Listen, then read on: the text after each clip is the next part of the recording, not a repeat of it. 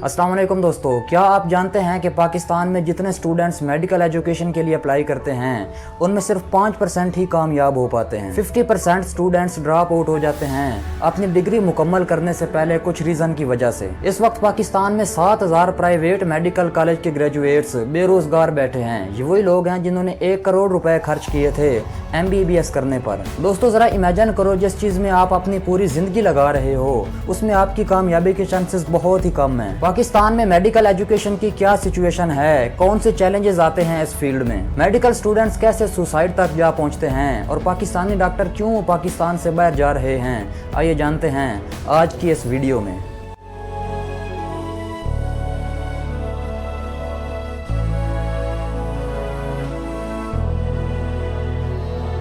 दोस्तों आज हम डिस्कस करने वाले हैं the dark reality of medical education in Pakistan.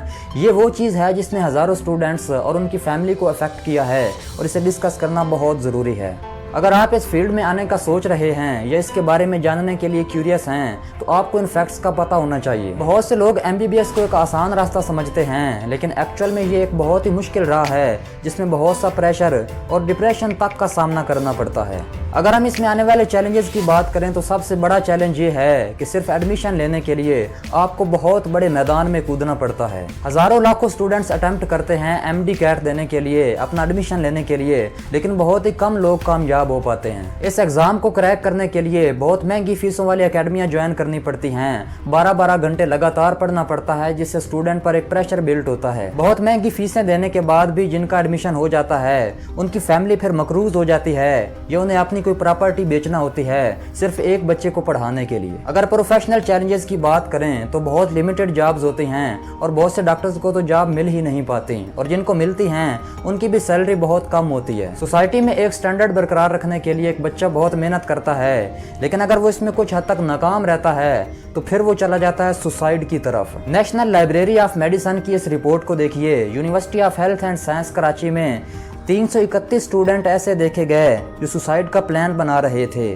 और उनमें से 16 स्टूडेंट ने कोशिश भी की सुसाइड करने की। एक और प्रॉब्लम है प्लान बी का ना होना। मुआशरे के प्रेशर में आकर घर वाले बच्चे को प्रेशराइज करते हैं कि FSC के बाद कि अब तुमने MBBS करना ही है चाहे जो भी हो जाए। FSC के बच्चे को कहा जाता है कि लग जाओ तैयारी में, MD कैट को क्रैक करो, अगर सरकारी हो पाता है तो ठीक है, नहीं तो हम तुम्हें प्राइवेट भी करवाएंगे लोन लेकर, अपनी प्रॉपर्टी बेचकर। ठीक है, ये बात बुरी नहीं है, अपने ख्वाब पूरे करने चाहिए, लेकिन अगर किसी वजह से आपके बच्चे का एडमिशन नहीं हो पा रहा या आप फाइनेंशियली अफोर्ड नहीं कर सकते तो क्या फिर भी MBBS करवाना जरूरी है? चाहे वो बेचारा डिप्रेशन में धंसता चला जाए, वो सुसाइड तक जा पहुंचे, लेकिन उसे फिर भी प्रेशराइज किया ही जाता है। दोस्तों इस बात का ख्याल रखें कि आपके पास एक फ्लेक्सिबल कैरियर होना चाहिए। आप जिस कैरियर में भी जाएं उसमें थोड़ी लचक रखें कि फर्ज करें मेरा इसमें ना भी हुआ तो मैं प्लान बी के तौर पर ये काम कर लूंगा। कभी भी एक कैरियर में आपको स्टक नहीं होना चाहिए। नेक्स्ट प्रॉब्लम है हाई एक्सपेक्टेशन। वो लोग जो MBBS कर रहे होते हैं